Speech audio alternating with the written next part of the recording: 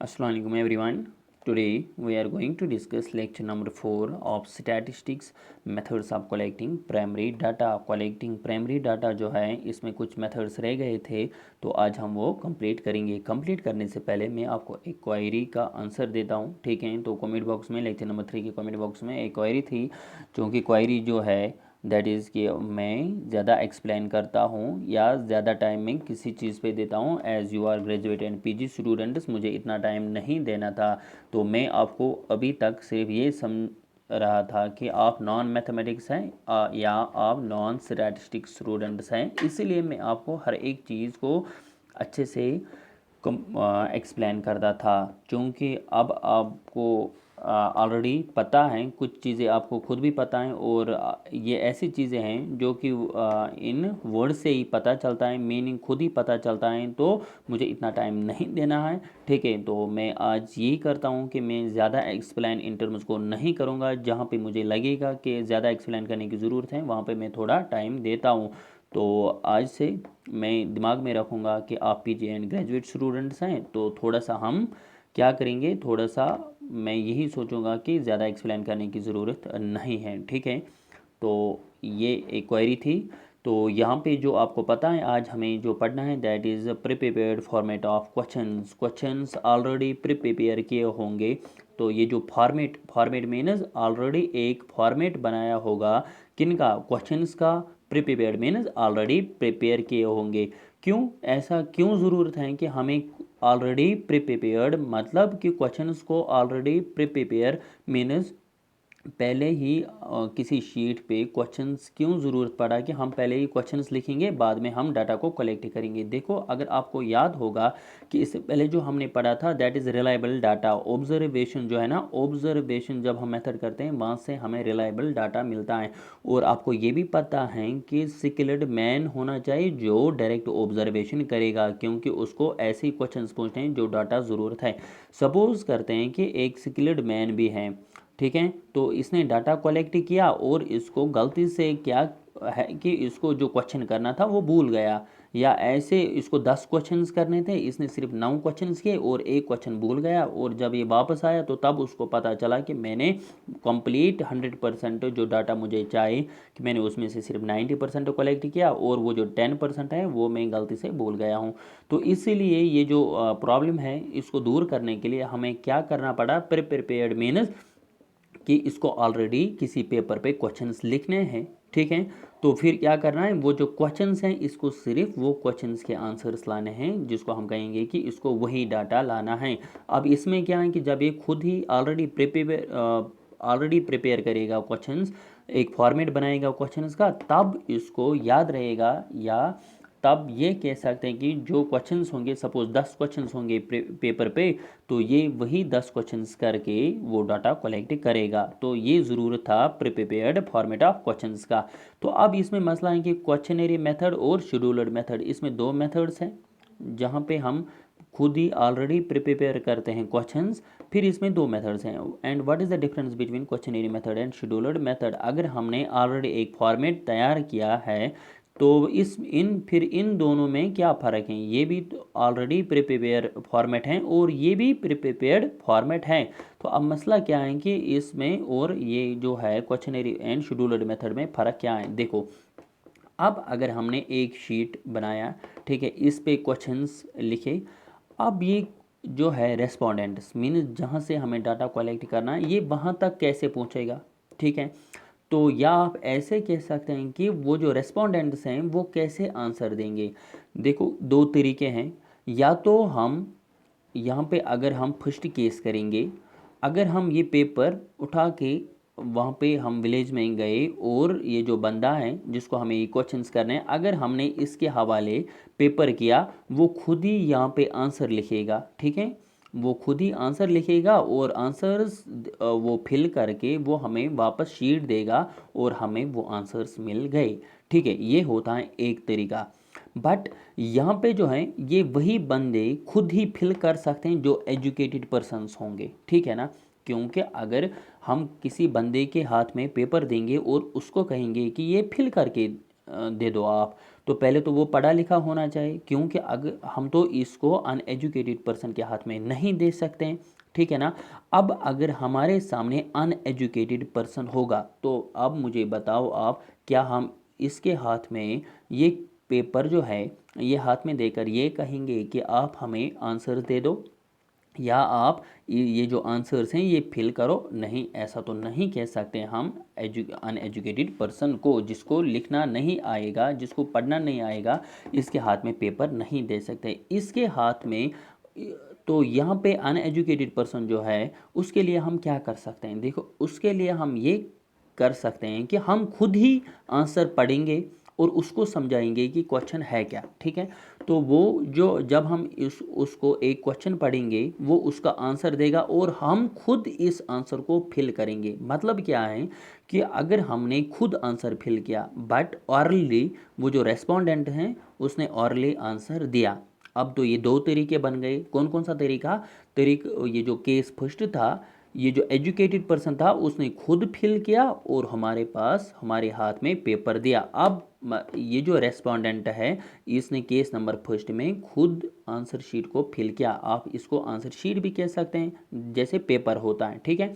अब case number second में enumerator जो है, क्वेश्चन करने वाला जो है, इसने खुद यहाँ पे ये फिल किया बट आंसर किसका है? आंसर रेस्पोंडेंट का है। बट उसको क्या है कि उसको आंसर लिखना नहीं आया, उसने हमें आंसर बताया और हमने खुद लिखा। अब ये कितने केस बन गए? दो। ये जो केस नंबर फर्स्ट है ये आप समझो ये क्वेश्चनरी मेथड है, जहाँ पे रेस्पोंडेंट जो है वो खुद आंसर फिल करता है। और ये याद रखो कि ये जो क्वेश्चनरी मेथड है ये उसी वक्त हम यूज़ कर सकते हैं जहाँ पे हमें डाटा किन का लाना होगा? एजुकेटेड पर्सनस का। और इसका आप ये ड्रॉबैक समझो कि ये अनएजुकेटेड पर्सन के लिए हम यूज़ नहीं कर सकते, ठीक है। और अब ये जो शेड्यूल्ड है ये केस नंबर सेकंड बन गया है। केस नंबर सेकंड क्या है कि इन्यूमरेटर खुद क्वेश्चन करता है और रेस्पोंडेंट आंसर देता है। इन्यूमरेटर खुद क्वेश्चन को फिल करता है। आया समझ में इन दो में डिफरेंस क्या है? अब आपको खुद समझ आया होगा, ठीक है।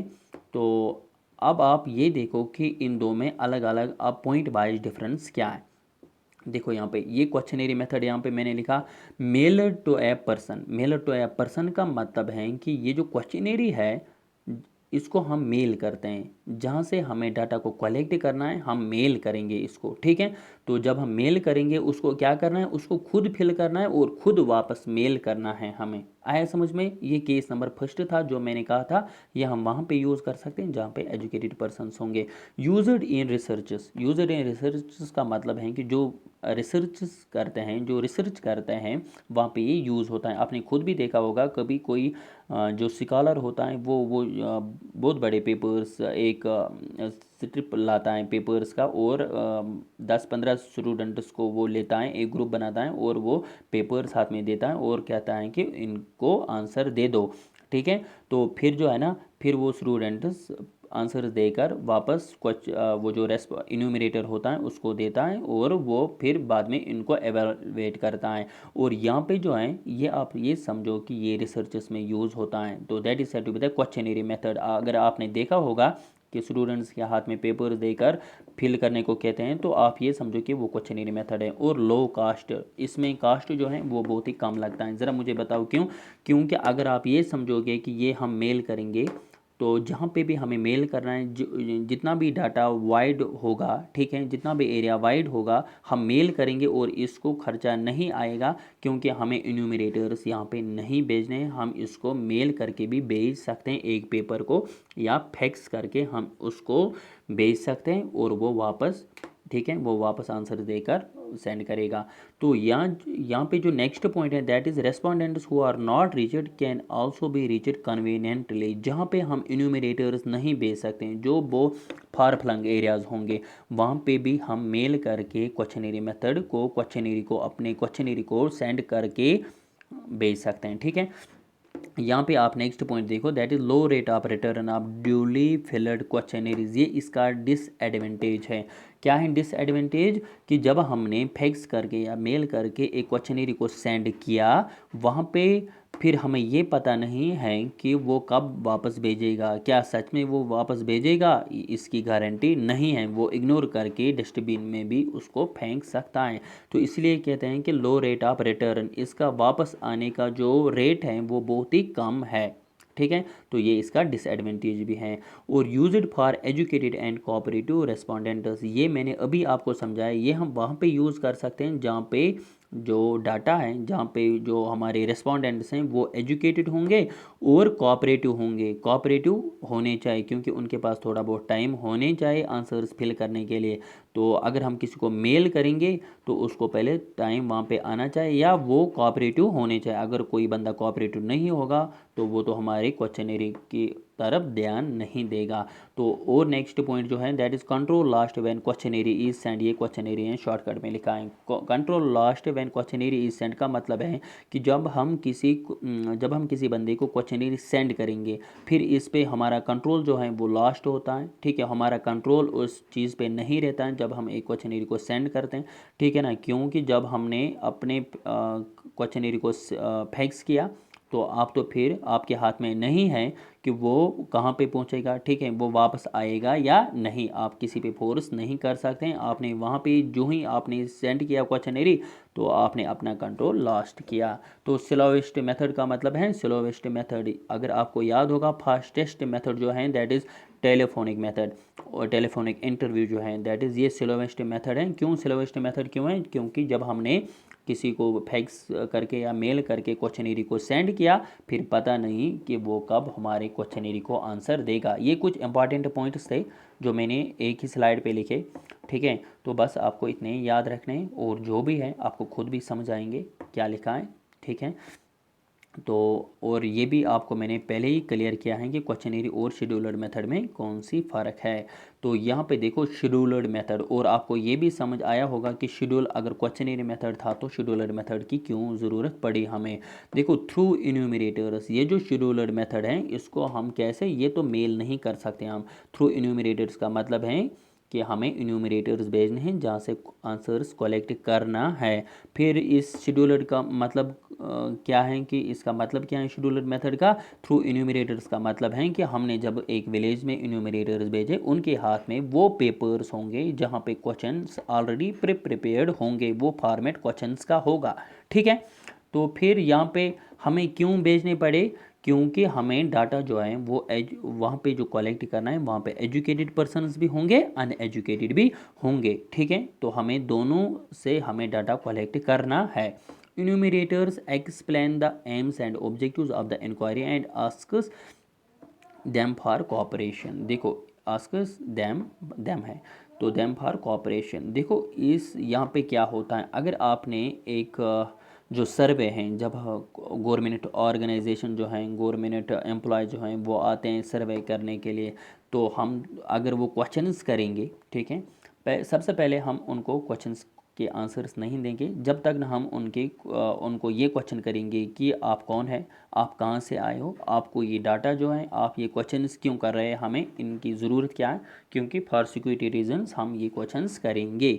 ठीक है, उनके हाथ में पेपर्स होते हैं, आपने खुद भी देखे होंगे, और वो हमें क्वेश्चंस करते हैं, जो हम आंसर्स देते हैं वो वहाँ पे खुद लिखते हैं। ठीक है ना, तो वो होता है शेड्यूलर्ड मेथड। और यहाँ पे जो है सबसे पहला पॉइंट जो इंपॉर्टेंट पॉइंट है, enumerators explain the aims and objectives. Enumerator को पहले इस सर्वे का एम और ऑब्जेक्टिव क्या करना है, उनको एक्सप्लेन करना है। ठीक है ना, explain is the aims and objective of the inquiry, वो एक्सप्लेन करते हैं हमें, क्योंकि हम पहले सेटिस्फाई होने चाहिए कि ये कोई फ्रॉड नहीं है, तब तो हम आंसर्स देंगे।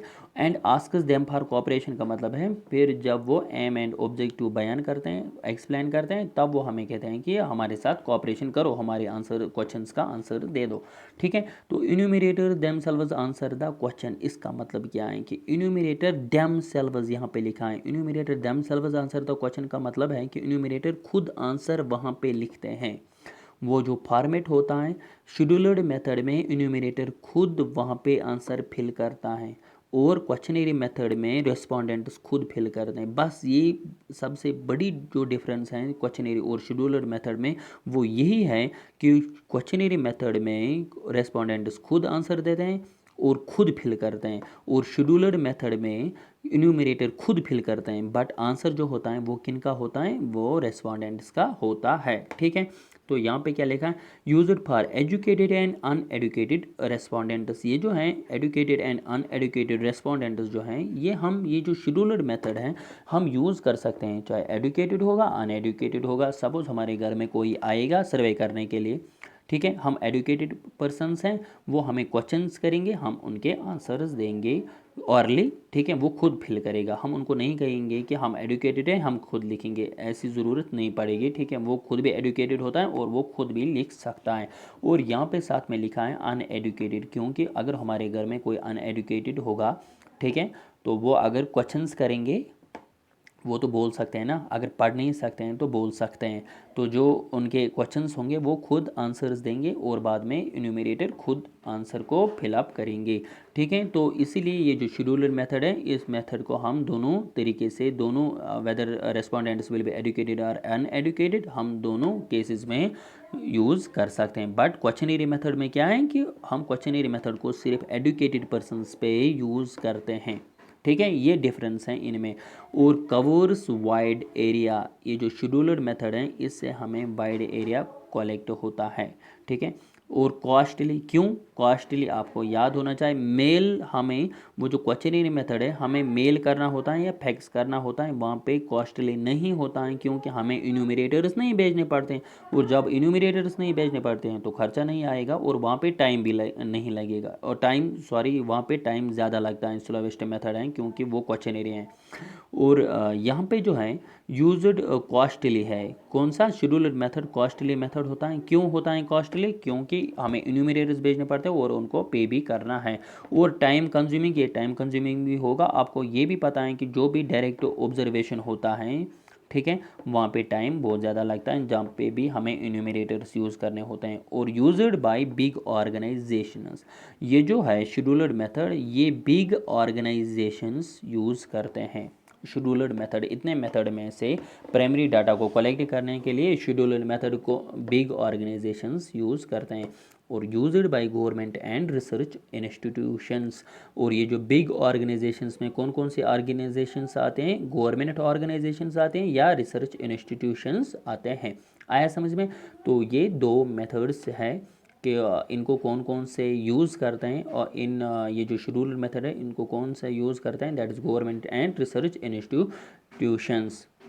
और अगर आपको क्वेश्चंस आएगा वहाँ पे कि बिग ऑर्गेनाइजेशंस, सॉरी यहाँ पे शेड्यूल मेथड कौन सी ऑर्गेनाइजेशंस यूज़ करते हैं, तो दैट इज़ बिग ऑर्गेनाइजेशंस। या आपको क्वेश्चन आएगा कि गवर्नमेंट इंस्टीट्यूशंस जो हैं, गवर्नमेंट ऑर्गेनाइजेशंस जो हैं, तो वो कौन से मेथड यूज़ करते हैं प्राइमरी डाटा को कलेक्ट करने के लिए, दैट इज़ शेड्यूलर मेथड। या रिसर्च इंस्टीट्यूशंस जो हैं वो भी शेड्यूलर मेथड यूज़ करते हैं। और सबसे इम्पॉर्टेंट जो क्वेश्चंस हैं, दैट इज़ अगर आपको क्वेश्चन आएगा कि जो आफ्टर 10 ईयर्स पॉपुलेशन सेंसस होता है, ठीक है, इंडिया में अगर हम बात करेंगे ऑल ओवर, ये जो है आफ्टर 10 ईयर्स जो सेंसस होता है उसको, वो भी एक प्राइमरी डाटा होता है, क्योंकि वो डायरेक्ट हम वहाँ पे हमारे घर में इन्यूमरेटर्स आते हैं डाटा कलेक्ट करने के लिए।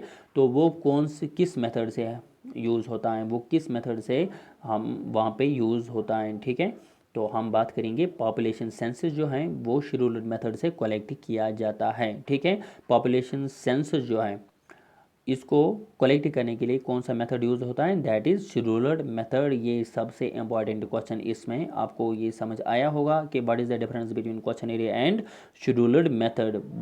आपको इतने बिग डिफरेंस मैंने बताए।